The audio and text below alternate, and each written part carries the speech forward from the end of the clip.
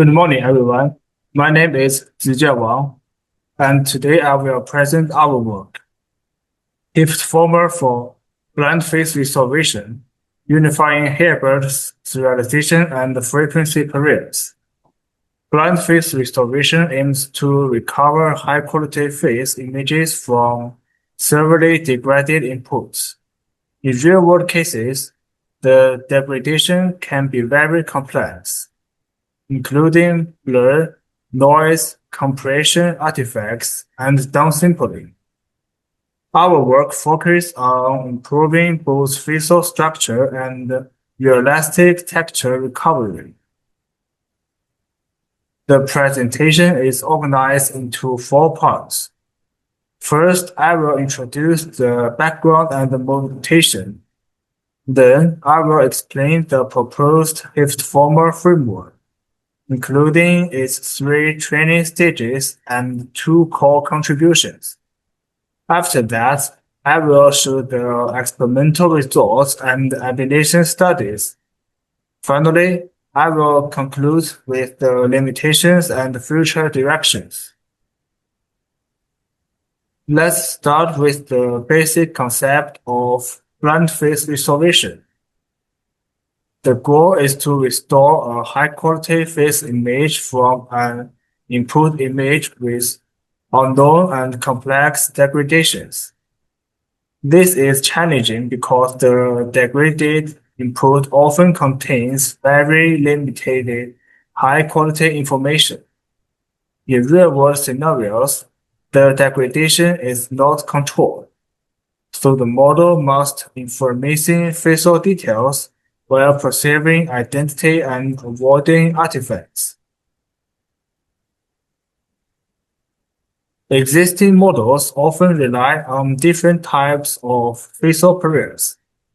Geometric pairs, such as landmarks or component head maps, can help guide facial structure, but they are limited when the input itself is heavily corrupted. Reference pairs use external reference images or dictionaries, but they may suffer from identity mismatch or unavailable references. Codebook pairs, such as those used in Hift-Former, are more powerful because they learn discrete high-quality facial patterns. However, current codebook-based methods still struggle with spatial topology and texture realism. There are 2 major limitations in current codebook pair method. First, raster scanning converts 2D features into 1D sequence row by row. This breaks vertical adjacency, so features that are close in the image can become far apart in the sequence. As a result, the transformer has to learn local facial geometry as long-range dependencies, which can lead to structural distortion. Second, simple feature fusion can cause oversmoothing. If high-frequency details are not handled separately, the restored face may lose realistic skin texture, like hair details or fine facial structures. These 2 issues motivate our design. Now, I will introduce our proposed method, Hift-Former. The key idea is to combine topology preserving, Hilbert serialization with frequency decoupled fusion, so that the model can better preserve facial structure while recovering realistic texture. This slide shows the overall architecture. Hift-Former contains 3 training stages. In stage 1, we pre-train a VQGAN to build a discrete codebook from high-quality face images. In stage 2, we use a Hilbert-guided transformer to predict the codebook sequence. In stage 3, we used a frequency decoupled adaptive fusion model to align structural information and inject high-frequency details. The framework is designed to address two pain points mentioned earlier: spital structure disruption and texture over-smoothing. In stage 1, we pre-train the EGSR. The goal is to learn a robust, discrete codebook from high-quality images. The encoder extracts continuous facial features, and these features are quantized into discrete codebook entries. The training objective combines reconstruction noise, perceptual noise, adversarial noise, and codebook commitment loss. This encourages the codebook to capture meaningful facial structural previews, rather than degradation noise. The first core contribution is Hilbert serialization. Instead of using raster scanning in the left picture, we adopt a Hilbert filling curve to serialize 2D features.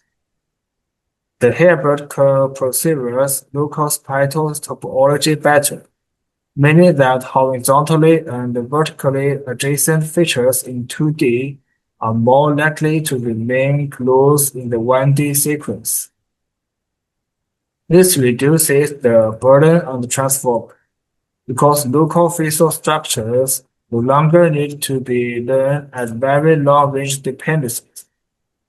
We also synchronize the 2D positional encoding with the Hilbert mapping, so the model can better understand the original spital layout. The second core contribution is the frequency decoupled fusion block. In restoration, there is an inherent conflict between denoising and detail preservation. Low-frequency components are important for stable facial structure and smooth geometry, while high-frequency components contain details such as hair strings, pores, and fine textures. If we simply add all features together, noise and useful details may interface with each other. Therefore, we split the restoration process into a low-frequency alignment path and a high-frequency injection path. For the low-frequency path, we propose the adaptive low-pass filter, or ALPF. ALPF predicts a low-pass kernel to generate smooth and clean geometric features. These features help remove aliasing artifacts caused by quantization. Then, we use cross-attention for alignment. Since discrete previous and encoder features may not be perfectly aligned, we use the smooth features as the query and the detached encoder features as key and value. This helps the model align facial structure more precisely and reduces ghosting artifacts. For the high-frequency path, we use the adaptive high-pass filter, or AHPF. This model extracts high-frequency residuals from the original encoder features, including details such as hair strands and skin pores. Finally, the aligned low-frequency features and the extracted high-frequency details are adaptively integrated. A controllable weight balances the contribution of high-frequency details, allowing the model to preserve textures without reintroducing too much noise. Next, I will present the experiments and results. we evaluate Hift-Former on both synthetic and real-world blind face restoration benchmarks. For training, we use the FFHQ datasets, which with 70,000 high-quality face images. A complex synthetic degradation pipeline is applied to simulate real-world degradation. For testing, we cover both synthetic and real-world scenarios. The synthetic benchmark is Celebrate A test, and the real-world benchmarks include LFW for mild degradation, WebPhoto for moderate degradation, and Welder for severe degradation. We use multiple evaluation metrics, including FID, MUSIQ for perceptual quality, LP-IPS, PSNR, and SSIM for reconstruction, and IDS for identity preservation. This slide shows the quantitative comparison. Compared with previous methods, Hift-Former achieved strong performance across both reconstruction and perceptual metrics. In the Celebrate A test benchmark, it improves identity preservation while maintaining competitive visual quality. For real-world benchmarks, Hift-Former also performs well on the different levels of degradation. This suggests that the proposed Hilbert serialization and frequency decoupled fusion are useful not only in synthetic settings, but also in more challenging real-world cases. Visually, Hift-Former produces sharper and more natural results, with better facial structure and fewer over-smooth textures compared with earlier codebook-based methods. We also conduct ablation studies to validate the contribution of each component. When Hilbert serialization is replaced with raster scanning, the identity score decreases and the subtle structural distortion appear. This shows that topology preserving serialization is important for facial geometry. When AHPF is removed, the results become overly smooth and high-frequency details are lost. When ALPF is removed, the model fails to surpass quantization noise, leading to dark spot artifacts. Removing the alignment model causes pixel shift and ghosting. These results confirm that each component contributes to the final restoration quality. Now, we move to the final part, conclusion and the future work. To conclude, Hift-Former addresses two key issues in blind face restoration. First, the Hilbert serialization mechanism preserves spatial topology and reduces structural distortion. Second, the frequency decoupled fusion model spreads low-frequency alignment from high-frequency detail injection, improving the balance between identity fidelity and visual quality. However, there is still one limitation. When structured high-frequency noise overlaps with true facial details, such as pores or hair, the high-pass filter may mistakenly reintroduce artifacts. In future work, we plan to introduce semantic-aware dynamic thresholds, using face privacy maps to denoising smooth skin regions more strictly, while preserving details in eye, hair, and other texture-rich regions. Thank you for listening. I'm happy to take any questions.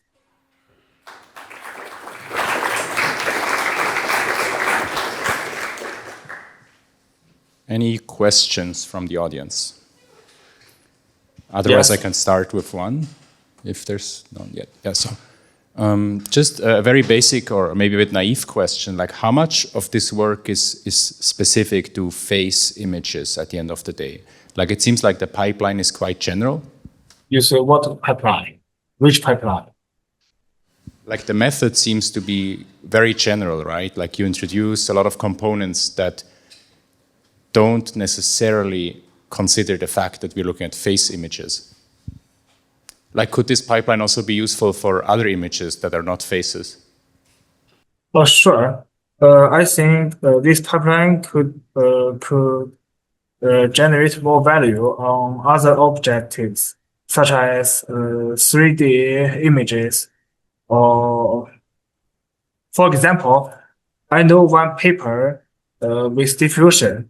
He used the pipeline like me. Both of us use the Hilbert serialization. Okay, thanks. Any other questions?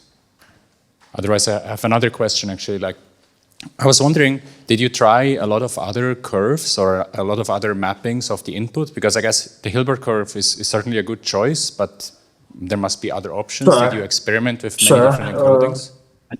After this experiment, our team tried the Z curve. Z curve is also be used in the video region, but it's not just effective in Hilbert serialization, because this core contribution is to reduce the burden of transformer, reduce the computing, yes. Okay, thank you. If there are no more, there's a question. Thanks for the presentation. My question is also very general, but it's a bit related to the daily one. What about applying this method for, I don't know, paintings or stuff like that? Sorry, I don't use this method on painting. I know, but do you think that it would be a good idea to try that? So, because the architecture, yeah, is quite general. Yes, maybe this method could be applied to painting. Yes, or restoration, but of paintings. Yes. Okay, and then maybe more. I will say like a spicy question, but it's like when you show these metrics, there were the perceptual metrics, and you have all of these the table. No, but the ablation study. Sorry. I was wondering, like, how important are these differences? Like, because in the LPIPs, for example, all of the ablation study is 0.29. So I was wondering, how important are these differences in the visual part? How much can you trust the metrics? So sorry, I can't understand. But did you mean the difference with LP, IPS, FID, and IDS? No, but I mean not in this one because it's the comparison with previous method. I mean in the ablation study, when you the ablation study. I think it's later. Yes. Exactly. So for maybe example, this is my ablation study. So I was wondering, like, if you test, how important are the difference visually speaking? Sure. I have tested it. After our test, the Hilbert is the most important. Because if we replace it, the IDS score will be decreased from 0.63 to 0.61. And I have raised this question in our paper. Okay, thanks. All right, let's thank our speaker again.